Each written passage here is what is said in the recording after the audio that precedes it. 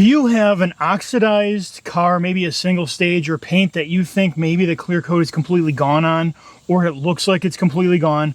Well, the last couple of days I've been polishing this super white Toyota Camry. It's a 2012. The paint was completely oxidized on this. The owner asked me, hey, I think the clear coat is gone on this car. And I said, no, it's not gone. It's just oxidized, because Toyota Super White is actually just a single stage paint. There's no clear coat on top of it. It's just one layer. Now, just FYI, so in this video, I'm going to show you just how I prepped. In fact, I'm just going to tell you how I prepped.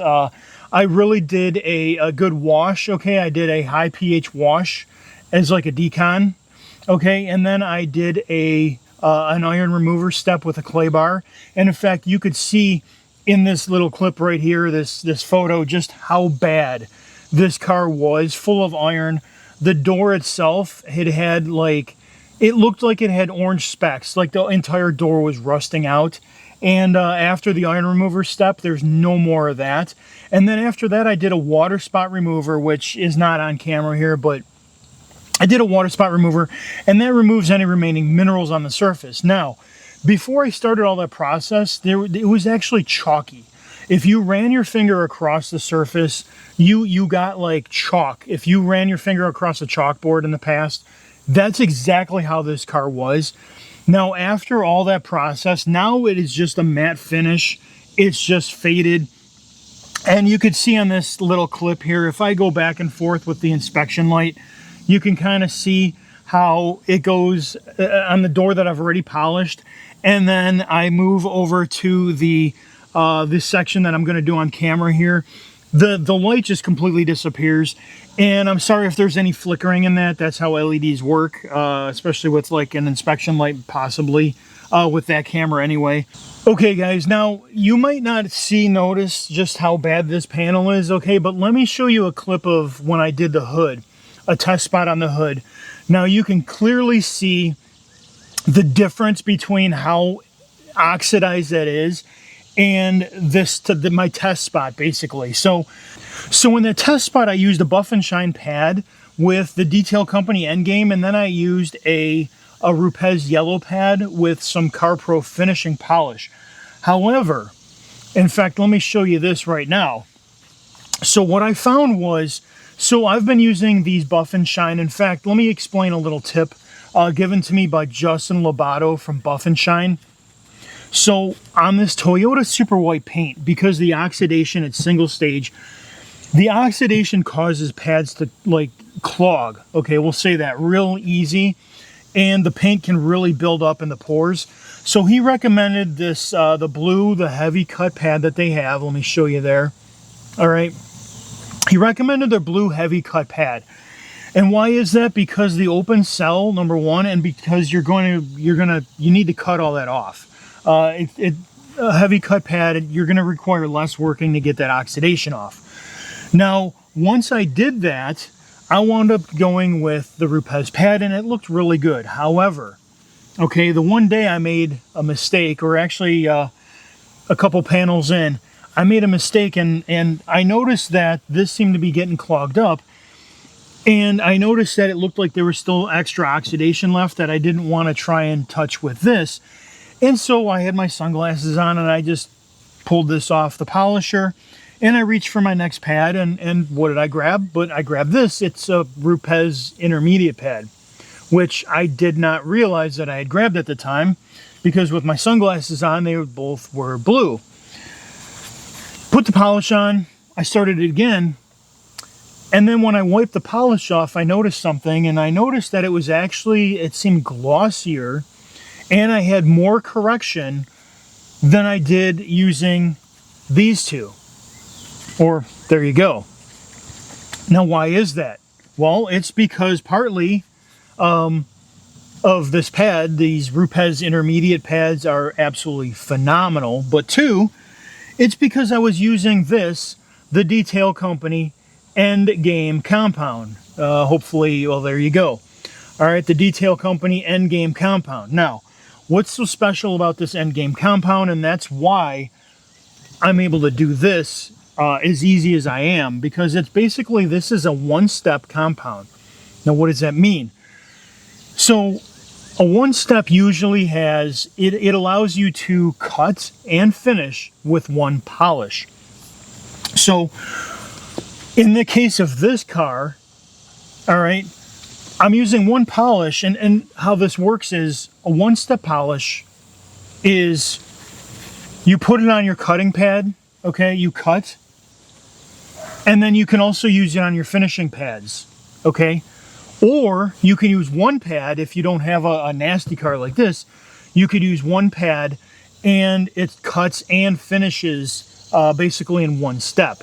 And this would be like a one-step pad. This is their intermediate pad. Now, the other special thing about this, okay, the Endgame compound from Detail Company, is that it's a diminishing abrasive compound. Now, what does that mean? It means that as the more you work the surface, the more like you put on this pad here, and it's got some abrasive in it, the more you work it, that polish, the abrasive inside the polish starts breaking down, and it becomes like it starts polishing more than cutting. So when you first put it on there, it's cutting, and then it breaks down, the abrasives get smaller, and so you get more of a polishing effect. So in addition to your polishing or cutting being pad dependent, okay, the polish also, or the end game here, the diminishing abrasives also add to the cutting and polishing on the paint. So what does that mean for me? So what that means is when I first start with this pad, I put a lot on here because I want the most cutting ability. So I'm going to load this up with a lot of polish. And then when I come back with this one on my second step, number one, I'm going to wipe off what's already there because all that's left there is diminished abrasives, okay? But when I come back with this, number one, I don't need as much cutting, so I'm going to load this up with less compound or polish, end game, okay? And I can work it a little bit more, and because I can work it a little bit more, I'm actually getting not only some of the cutting or correction ability with this intermediate pad, but I'm also going to get some of the polishing ability because that diminishing abrasive, it's breaking down into smaller pieces, and it's giving me a little bit polishing, more of a polishing ability than I had. And it basically equals this. So I start out with this, and then it equals this because of the diminishing abrasives. So let me show you really quick on this back panel just how I'm doing this. In fact, while I'm explaining this or while I'm getting ready, let me show you the rooftop here. Because on the rooftop, I grabbed the Buff and Shine. Now, I usually use a lot of these edge guard pads. And the edge guard pads I really like because you can go around door handles, mirrors, and things. And if you have a really sticky backing plate, the foam doesn't stick as well, and it's real easy to peel off, okay? But as you can see in this clip, this one here, the pad that I was using, has a little bit of a, it's not perfectly flat. And so that's the one downside that I hate to these edge guard pads. But overall, I really feel like the trade-off is worth it for me based on especially if you're using like a flex polisher in Milwaukee, where the pads are really difficult to peel off. If you're using a Milwaukee or a Rupes with the newer, especially their newer backing plates, the pads peel off really nice and easy. And so you don't really need them as much. You don't feel like you're going to rip the pad coming off. Now, after I used the Buff and Shine, that blue cutting pad, I switch up to the intermediate pad, and immediately like going over that. Now you can see this one's much flatter, the Rupes pad, totally flat. I'm going over it, I'm just doing 3 passes on each, okay? Wipe off the polish. But now as you could see in this camera angle, in fact, I'm trying to show you the different camera angles here, but you can clearly see massive, massive improvement.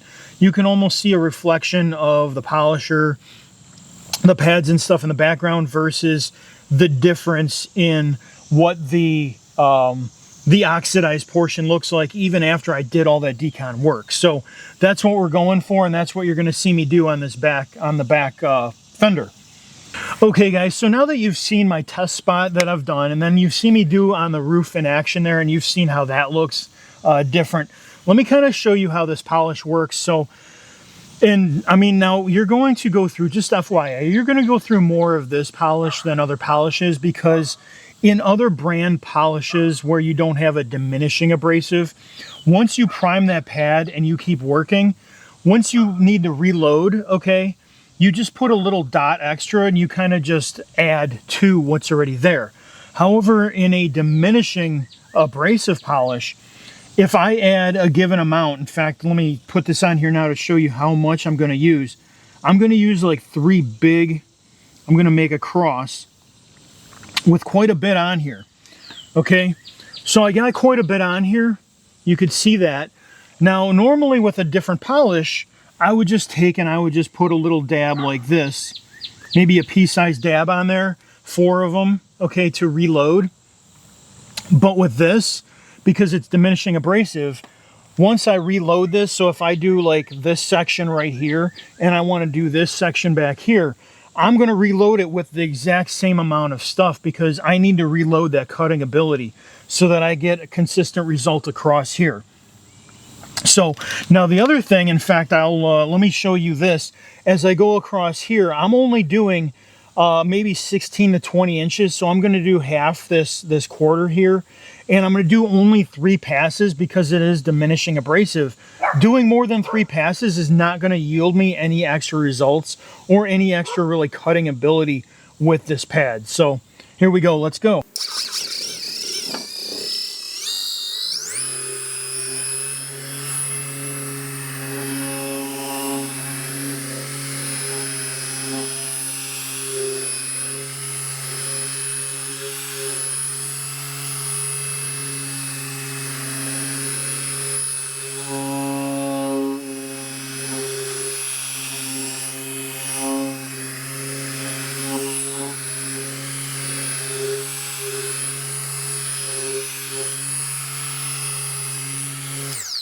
Okay, so that was 3 passes, and I think you could probably see on camera, you can already see the gloss appearing versus this faded section.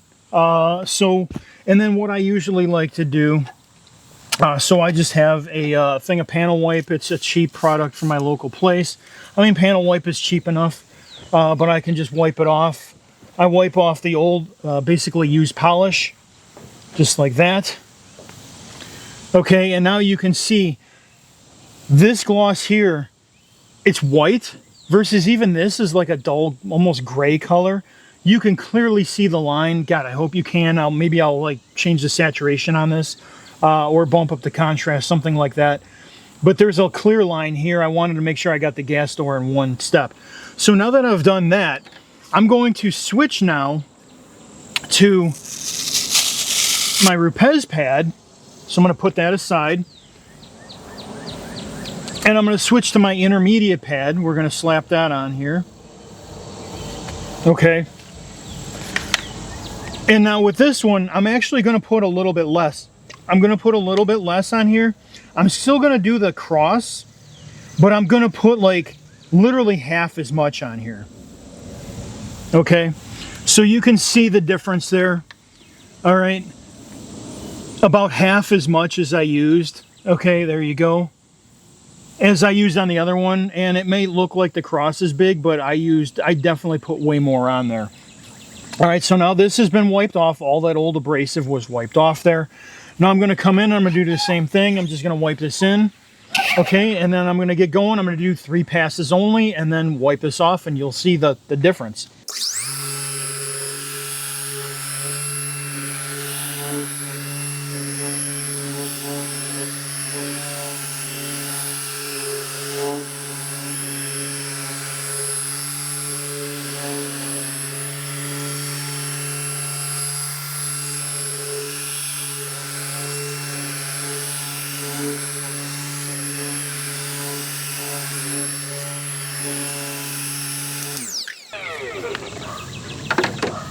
All right, guys, so now, again, I'm going to take my panel wipe and just make sure I get all the polish off, because, and normally I would just use a towel, but I want to make sure that it's all off of here so that you can really see the difference in the gloss of this.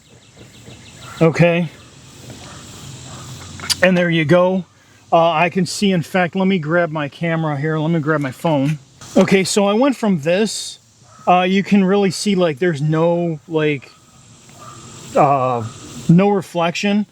And then as soon as I get into the clean or the polish part, like you can literally see my reflection in the paint, okay? You can see the camera. All right, there you go.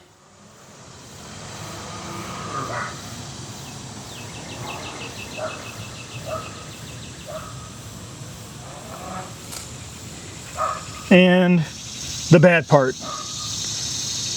So glossy to no gloss.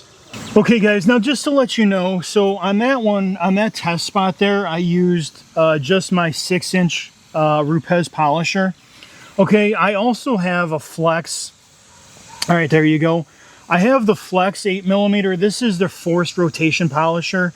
And I find that this really excels where there's body curves. And what do I mean by that? I mean like right here, okay, where we have this concave surface. So the normal pad, my normal 6-inch pad, when I'm sitting in there, there's a gap in here. And if I go like this, okay, it wants to keep stalling. So it means that it wants to stop and it wants to stall. Okay, now I could switch up, I guess, to, because I have a 15mm 5-inch, okay, but it does the same thing. And then the other thing too is when you get into here where you have the door meets the trim, okay, or even around door handles, things like that, okay, you use a little bit smaller. Now I do have a 3-inch polisher, which I can get into certain areas. In fact, normally I really like to do wheel arches like this with the 3-inch because it hits them perfectly. It's so easy to control. But I find that using this, okay, I can really get in there, number one, but I can actually tilt this and I can actually get in. I'm sorry about the dogs, but I can really get in there and kind of apply pressure to where this is meeting the concave surface there, and it's going to keep rotating and oscillating no matter what or how much pressure I put on there. And so surfaces like this, okay, I'm going to use my forced rotation on. And then I'm going to use this also on these curves right in here where it meets the trim. Okay. And so I found that that's like super easy. And then even on like mirrors and stuff, the outside of mirror caps, the force rotation for me just does a great job. Especially if you have like the little bumper areas, the force rotation is great on that too. And I've heard a lot of people being like, hey, I don't know, like, it's weird, I can't control it. You do have to hold it more, okay? But when you tilt it to get into those things, I guess the benefit to me of this force rotation is easily outweighed by having to kind of muscle that thing through.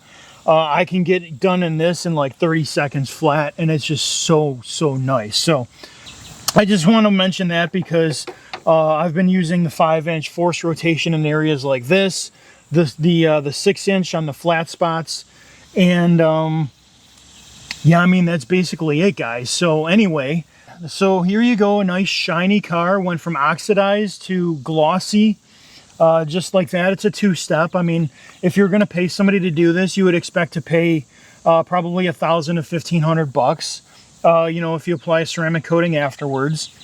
All right, guys, so now that you've seen what the car looks like, all nice and polished up there, I think you'll agree that doing a 2-step, making this thing look shiny again, the clear coat is not gone. It just needed a good polish. It needed a good cleaning. The doors are clean. There's no more like rust spots all over the car. It's ready for ceramic coating, number one, and years of now protection because of that ceramic coating. Now, I did use my Rupes polisher. It's quite expensive, and I'm following it up in a lot of areas with my Flex polisher. Okay, my force rotation, also expensive, but you can get the same results using, okay, a $79 Harbor Freight polisher. It's a corded one, but it's 79 bucks. And in this case, I use the Detail Company Endgame compound, which for me in this process worked extremely well. Now I did mention that I did use, or that you will use, more of this as compared to a lot of other polishes. However, the price on this is less than other polishes out there. Okay, number one. But it does work well. It works well as a one-step. It works well cutting. It works well. Sorry about that. This just works well overall, okay? Now I did use, on this car, I've used about a half of the bottle. In fact, let me just double check. Yeah, I've literally used like a half of the bottle on this car, which means I've used like 10 or 15 bucks worth of polish. Maybe. I guess it depends if you get it on sale or not. If you don't get it on sale, use my code, TOD10, saves you 10%. Or click the link below. And in fact, at the end of the video, I'll have a link. Once I do the ceramic coating and post that video, it'll be linked at the end. All right, guys, Detail Company Endgame Compound, get you some. Works great. They don't sell Rupes or Buff and Shine pads. They sell clean. They sell their own pads, the Detail Company pads. Basically, you get microfiber, you get a medium or a polishing. You could probably do the same thing with the microfiber pad. However, another thing that Justin Lobato from Buff and Shine told me, those microfiber pads are going to cake up really quick with this. And so what I do, just FYI, what I'm doing with these, once I'm done using the pads, I literally just put them in a bucket of rinseless wash. Okay, I actually have some pad cleaning compound.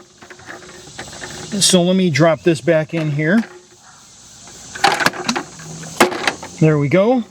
So I actually have pad cleaning compound. It's called Pad Potion from my local place. Professional Detail Products. I love this stuff. This stuff is awesome.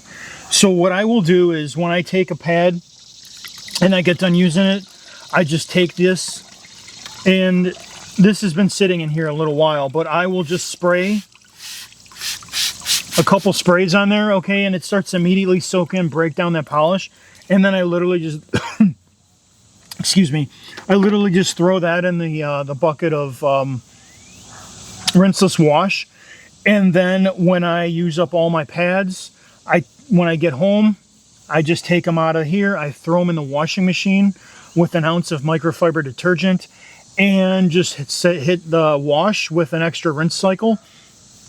And I pull them out of there. They're completely clean and nearly 100% dry. All I do is just lay them out really quick and they're dry. So I don't, personally, I don't believe in the one pad concept. I would rather, it's faster for me just to grab these, pull them off, put another pad on and get working again. Especially because I have to load it up the same way. And instead of pushing down on the bucket, squirting water in there and doing all that stuff, it's just easier for me. I just grab this, spray it on there, spray it on the pad, pull the pad off, drop it in the bucket, get the next one on. It's so much easier for me. That's my process. So anyway, guys, I hope you found this video helpful. I hope you found this video a little bit enjoyable, informative, whatever you want to call it. So until the next time, I will talk to you later. Have a good one. Bye.